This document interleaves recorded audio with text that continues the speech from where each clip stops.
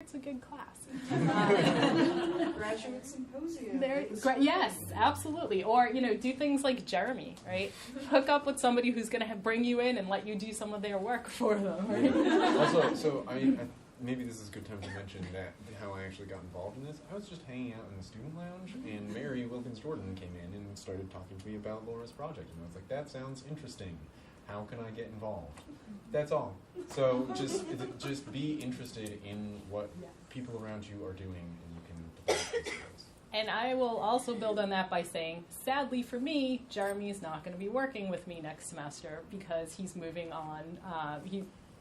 It's a long story, but wrong gets him next semester. So I may have, opportunities for other people who want to get involved. So just keep that in mind. Always have an eye out for any kinds of opportunities. But getting back to what the employers said, as we all know, work experience is really important and also really difficult to build up. Some of us are lucky that we happen to have jobs. Maybe we're already working in the kind of setting we wanted and we came back to school in order to be able to move forward. But for some of us, we know this is what we want to do, and we're starting with school and we're going to kind of back into the work experience. The important thing to understand is that employers are looking for some kind of practical experience. But they also did emphasize to us that they understand, too, that it's really hard sometimes to get that experience. There are many fewer part-time jobs than there used to be. That used to be something that a lot of libraries would hire part-time students or part-time employees to cover, extra shifts at the reference desk and things like that. With budgets being what they are and staffing situations being what they are, many places have had to just stretch their full-time staff to the limit, and they're not hiring the part-time. So the employers understand that, and what they said is do whatever you can to build up your resume experience.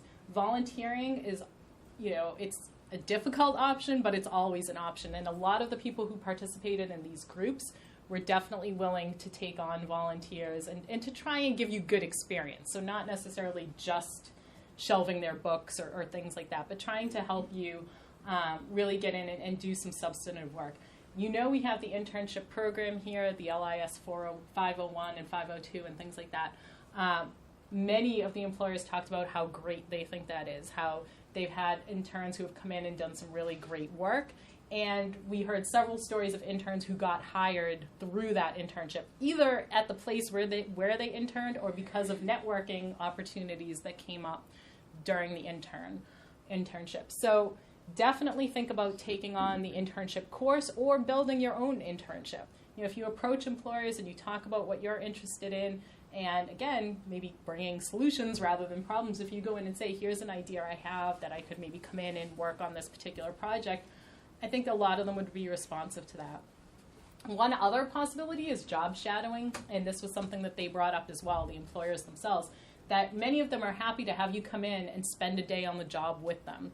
And even though that might not be practical work experience per se, it's a chance to kind of see what's going on, to get a little bit more insight into what their day-to-day activities are like.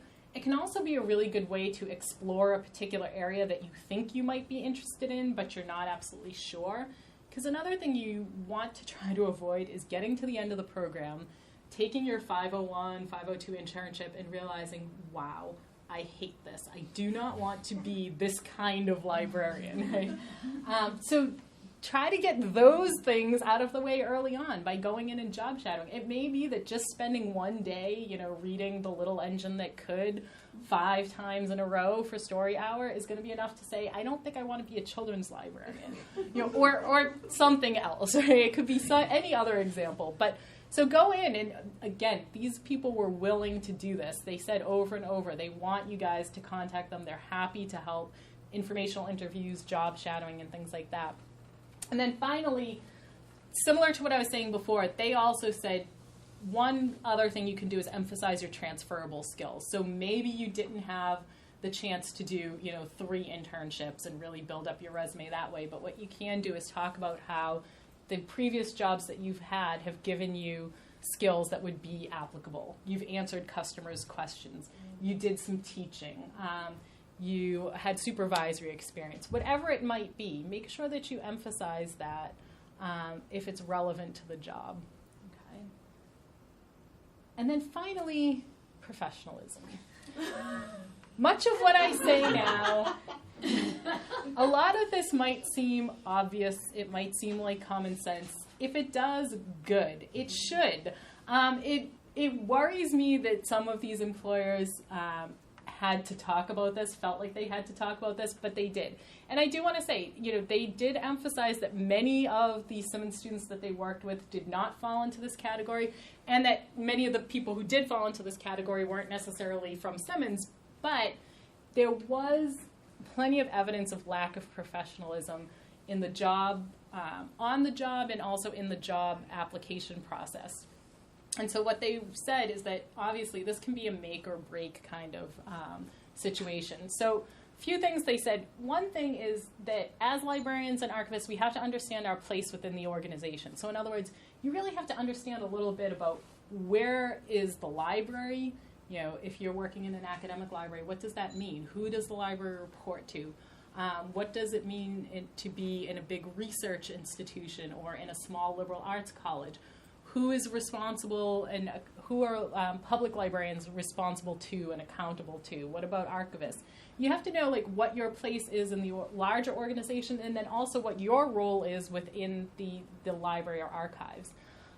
They brought up communication again, and even just little things like how you open up or sign off an email, whether things are misspelled or there's really either incorrect grammar or just very informal language. You want to remember that whenever you're communicating in a professional capacity, you want to keep it professional. Of course, the problem is that there is also a lot of blurring of lines between our professional and our personal lives these days. And so other things that they talked about is just managing your online presence. So, that gets back to some of the pictures I put up here. In particular, they said you want to be careful about, if you've got pictures of yourself online, that you want to make sure that they are pictures that you're okay with your future employer seeing.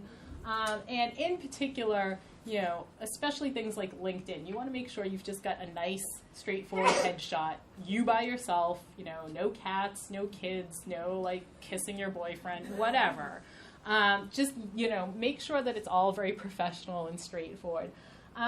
Also, getting back to communication, thinking about the things that you're posting online, and how you're managing that. I was just thinking today that there's a couple of people I've been following on Twitter who have been swearing a lot. It's not that it bothers me per se, but I was thinking if I were thinking about, do I want to hire this person, for instance, I might be a little bit concerned, especially if I'm hiring them as a library staff member, let's say, and then I know that my community, I might be encouraging my community to follow them. So, you have freedom of speech, absolutely. We're librarians, we protect freedom of speech, but just, you might want to think about what some of the consequences of that might be. The final thing is networking. I know we hear this word all the time. Most of us cringe when we hear it. It's not necessarily our favorite word. But it really is true that one of the best ways to get a job is to get out there and meet people, talk to people, take advantage of whatever networking opportunities there might be. We run a lot of events here at Simmons. Your student groups run a lot of events where they're bringing in professionals from the community to come talk about things. Go to as many of those as you can, but don't just go. Ask questions, introduce yourself, get to know the people in the community. Join all the professional associations that you can that are relevant to what your interests are. You can join at student rates, and then you can go. You can go to their conferences, you can go to the workshops that they run, and you can meet people. And this is another place where I think Jeremy has actually done a really good job of doing this kind of thing. So I'm going to let him talk a little bit about his experience. Okay, so I am one of those people that really doesn't like networking. I cringe a lot when I hear the term. I was just like, I don't like this word. It sounds so mercenary. But when you boil it down to what it actually is in practice, it's basically just talking to people who are doing things that you're interested in also doing.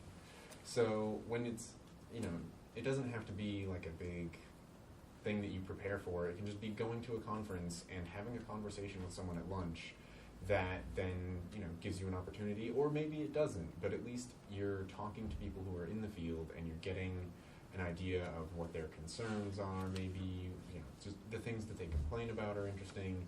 And also, your professors. Laura is a great resource for networking. She knows a bunch of librarians in the area. Even more now. And Wrong, I've worked with, she's great. Your professors are all pretty well connected, so that's a good kind of entry point. And then I've found that once you kind of get started, it tends to just kind of snowball, and then you know more people in the field than you can keep track of, and you have to kind of cheat with LinkedIn. But that's okay, because most people have very nice professional photos on their LinkedIn, which help you identify them. Yes, and so just quickly building on that, one of the things I think that makes us a little bit nervous about networking is there's this sense that we're supposed to kind of just walk up to people and introduce ourselves and start, giving them our elevator speech and things like that. It doesn't necessarily have to be that way. It certainly is useful to have a really concise description of, hi, my name is Laura, I'm really interested in getting into academic libraries, etc. But one easy thing to do is just ask people about themselves. People love to talk about themselves. So if you just go up and say something like, oh, I saw it, I was just at your presentation, I was really interested in blah, blah, or as Jeremy said, if you're sitting at lunch and you just say, it says on your name tag that you work at, at the Athenaeum, that sounds fascinating, tell me about it. People will probably be happy to tell you about it. And then that will get the conversation going. It's a great idea to carry some business cards with you if you have them, or to have other kinds of ways of getting to know people, and then follow up later on. Like Jeremy said, use LinkedIn and things like that. Send people a little note and just say, it was really great to talk to you. And don't necessarily think of networking as asking for a job, because that's not what it is. So in other words, you're not going to just walk up to someone and say, hey, I'm Laura, I'm interested in academic libraries, do you know of anything? But what it is just sort of a conversation starter. But once people get to know you, they'll think about things. They'll connect your name with something else that comes up later on. And hopefully they will either push things to you, opportunities to you as they come up, or if you keep in touch with them, eventually you might say, hey, I'm at the point of graduating. If you hear of anything in this area, could you, forward it along to me or something like that. Okay. So just a couple of words to finish up about the job hunt. This was, again, coming directly from the people in the focus groups. First of all, you really want to personalize your applications. And what all this means is that you don't want to have a single cover letter or even necessarily a single resume that you're sending out to absolutely every job. You want to take the job description, you want to take everything you know about the particular organization, and you want to build a personalized cover letter that really talks about why you're interested in that position and that emphasizes the particular skills and qualities you have that line up with that particular job description. So I'm not saying there can't be a few boilerplate parts to the cover letter, but you really have to make each one specific to the job. Have questions ready for interviewers. One thing that everyone kept saying is that they really feel like when they get to the point in the interview where they say, do you have any questions for us? If you say no, they feel like you're not interested. They feel like you haven't done your homework, you don't know anything about the position or about the organization. So have some questions ready. Even if you end up asking the same question to each group of interviewers that you go through, even within the same organization, it's better than not asking any questions. So think of a few, have a few ready. And then know something about the organization. This is another thing that comes up over and over again. It's very distressing to search committees when it sounds like you don't really know anything about their particular organization. So you want to do some research. You want to know, what are some of the issues that are facing that particular organization right now? What are some of the exciting things that are going on? Have they been written up in the paper? Have people won awards? Are there people who are publishing or getting out and doing presentations? Are there people that you could see collaborating with in particular? Anything that you can find out that can show that you know something about their organization is going to go a long way. And then I mentioned this before, but a lot of them were saying expect to do some kind of formal presentation. And then the last thing, and I know this is easier said than done, but you need to look for a good fit. And I say this to people all the time. It's hard when you're looking for a job, when you know that you need a job, and you've got loans are coming due and things like that. It's hard not to just say, like, I'll just take anything that comes along at this point. But the truth is, first of all, people are going to know when you aren't really enthusiastic about that job. The other thing is, as we all know, there's really nothing worse than getting up and going to a job that you hate.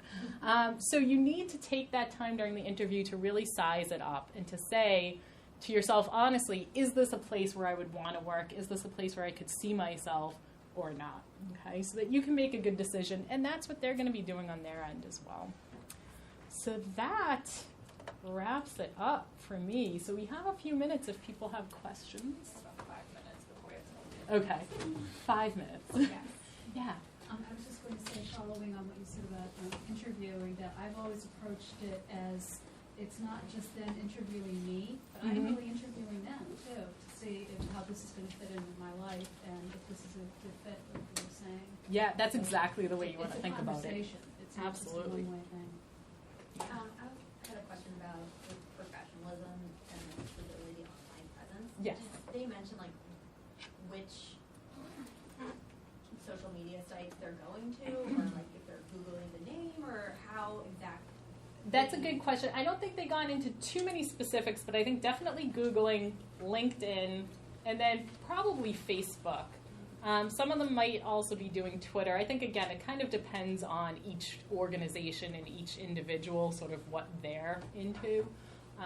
So, yeah, but I mean, essentially any place that you want to really think about how you're presenting yourself. Googling yourself is a great first Yeah. step to just see what comes up. You might be surprised about things that you didn't even know that you were online about. Especially now that Google's going to be selling all your information. Oh, and I just had a comment that we're teaching a LinkedIn workshop in the spring. I'm actually doing LinkedIn workshops, so please come on down to the Tech Lab and learn how to network with me. You mentioned they would have you do a presentation. Yep. But that just seems like an awkward thing to just say, like, how does that even come about? So they would tell you when they schedule the interview. Oh. It wouldn't just, yeah. No, they wouldn't spring it on you. No. Would they have you talk about? Right, but they will. They'll tell you during the, as they schedule the interview, they'll say, that whether or not they're going to have you do a presentation. And what I would say is, if they don't offer specifics, ask for them. So in other words, ask how long they expect you to present for. Ask if they're going to have, a computer, a projector, things like that. And also ask them if they have a particular topic in mind. Sometimes they'll tell you, we want you to pretend you're doing, an instruction session for our undergrads, and then you can kind of build it from there. But sometimes they'll say, okay, we'd like you to do a 20-minute presentation. And at that point, if they don't say anything else, I would ask them, do you want me to frame it this way or that way? Okay. Yeah. Sorry, as far as questions that you were to ask people during an interview, do you have any creative suggestions? I feel like I always ask people boring questions. Or if they get answered. Yeah. Yeah. Yeah, Chris. I like to, they're throwing questions at you and you're answering them, and they're throwing questions. So I try to start the conversation there instead of, do you have any questions at the end? So tell me more about what you do. Or you seem to be saying X, or you really, just get them talking. They love to talk as much as, they're Right. kind of tired of hearing people say the same thing. So you get them talking a little bit. And I Yeah. find it really, really helps a lot. And it cuts that kind of Right. kind of thing. And I think that, that kind of thing, tell me more about, or could you tell me more about, if you can, so I mean, it's hard when you're in the midst of the interview, but if you can kind of key into some of the things that they're telling you, because usually they will be describing the institution, describing the position, if you can just say, okay, so you mentioned that this person would be responsible for X, can you tell me a little bit more about what the expectations are, or things like that. Sometimes just asking them, can you describe a typical day for me, can sometimes get them talking, and that might bring up more questions. As you're doing your research about the organization or about the position, hopefully you might clue into a couple things, like maybe, I noticed there was this press release that you guys just got this grant to do X. That sounds really exciting. Can you tell me what your plan is there? Would this role would this position have any role in that? Those kinds of things. It's fairly specific to some extent to the job, so it's a little bit harder. I mean, some general questions that you can ask pretty much anywhere are the tell me about a typical day, beyond the job description, or maybe you could even say, like, the job description lists these skills. How would you prioritize your top 3 skills for this particular position? It's okay. You want to think about how you word it, but it's okay to ask, can you tell me how this position came up?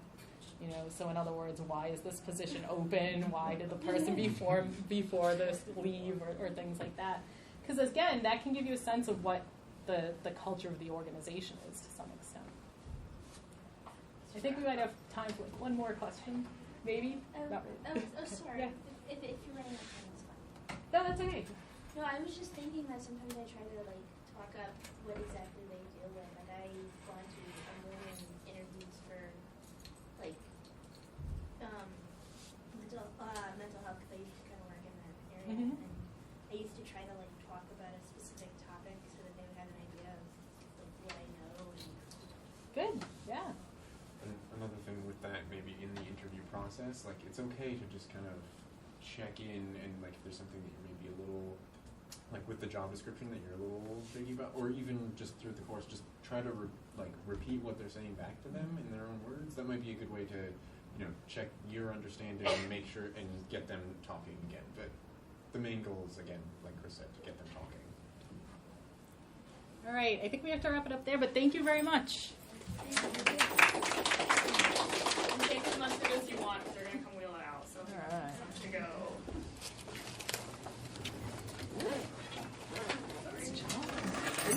That was great. Thank you. Yeah, I'm just Can you breathe now? I can breathe a little bit easier now.